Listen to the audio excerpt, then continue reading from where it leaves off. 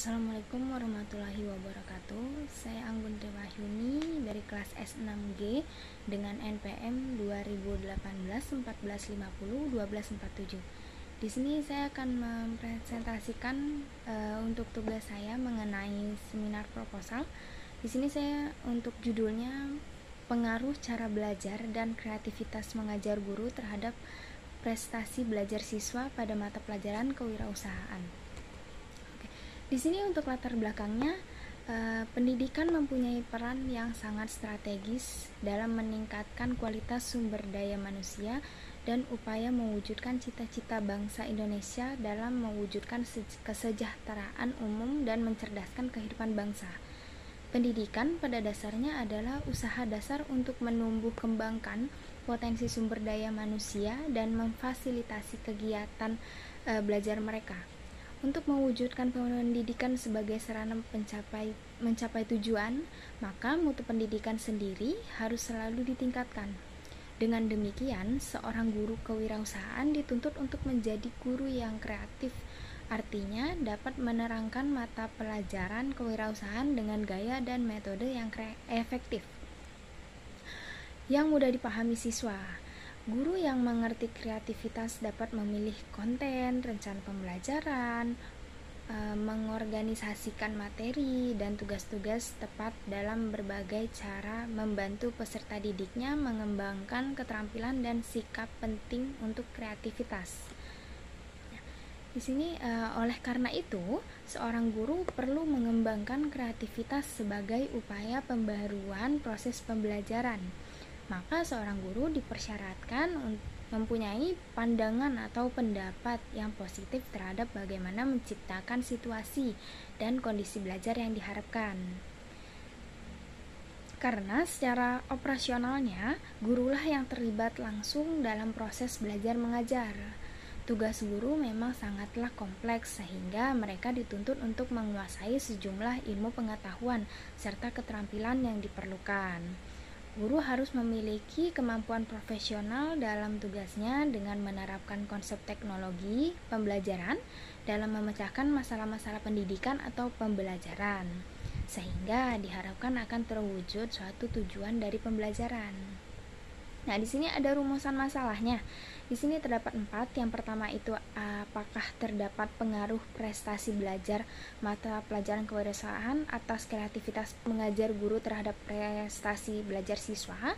Terus yang kedua itu apakah terdapat pengaruh guru terhadap sikap wirausaha siswa.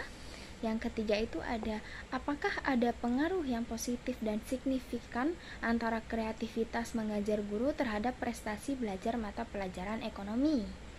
Dan yang keempat, apakah ada pengaruh yang positif dan signifikan secara bersama-sama antara cara belajar dan kreativitas mengajar guru terhadap prestasi belajar mata pelajaran ekonomi. Nah, selanjutnya ada tujuan penelitian. Di sini untuk tujuan penelitiannya ada 3. Yang pertama itu ada untuk mengetahui ada tidaknya pengaruh yang positif dan signifikan antara cara belajar terhadap prestasi belajar mata pelajaran kewirausahaan. Yang kedua itu ada untuk mengetahui ada tidaknya pengaruh positif dan signifikan antara kreativitas mengajar guru terhadap prestasi belajar mata pelajaran kewirausahaan.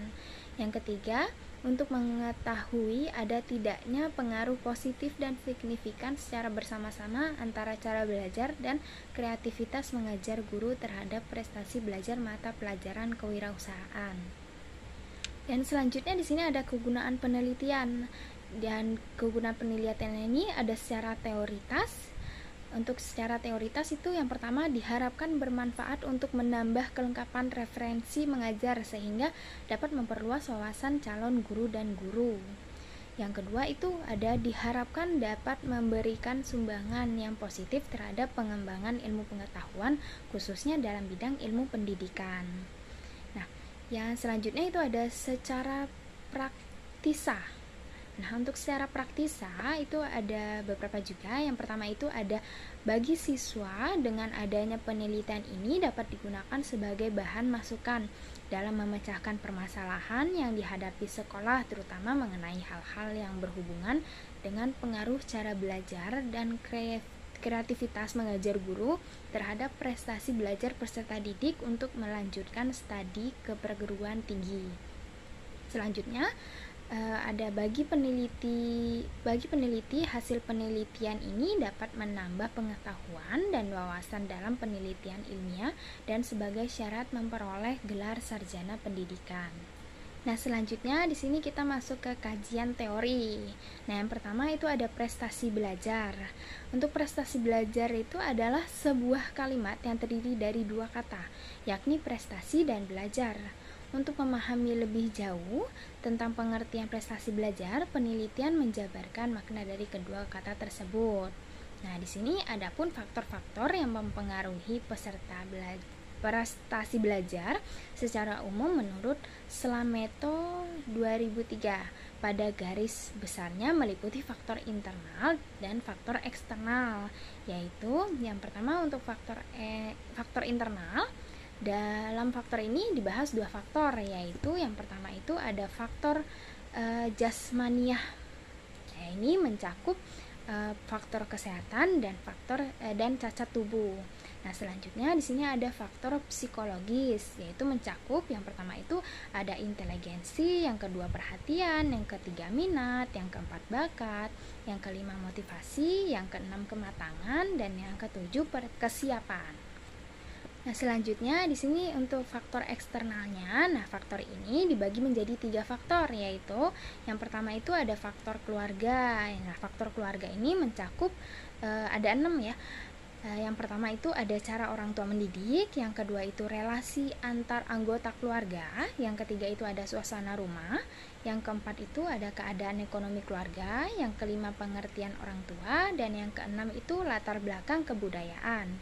Nah, yang keduanya untuk faktornya itu faktor sekolah, meliputi metode mengajar, kurikulum, relasi guru dengan siswa, relasi siswa dengan siswa, disiplin sekolah, alat pelajaran, waktu sekolah, standar pelajaran di atas ukuran, dan keadaan gedung, metode belajar, dan tugas rumah.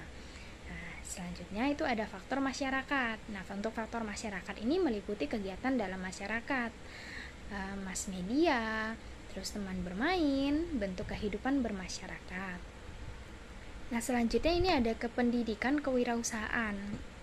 Untuk pendidikan kewirausahaan ini menurut Reza Mudyaharjo 2012, pendidikan merupakan usaha sadar yang dilakukan oleh keluarga, masyarakat, dan pemerintah melalui kegiatan bimbingan, pengajaran, dan latihan yang berlangsung di sekolah dan di luar sekolah sepanjang hayat untuk mempersiapkan peserta didik agar dapat memainkan peranan dalam berbagai lingkungan hidup secara tepat di masa yang akan datang. Pendidikan yang dimiliki seseorang memiliki pengaruh terhadap pengetahuan dan keahlian seseorang.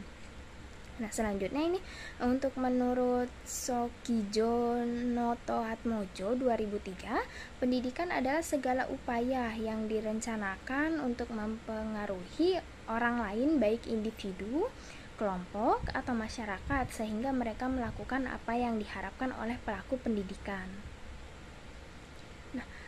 Berdasarkan uraian tersebut, dapat disimpulkan bahwa pendidikan kewirausahaan adalah bimbingan yang diberikan seseorang guna mengubah sikap dan pola pikir seseorang agar berminat untuk menjadi wirausaha.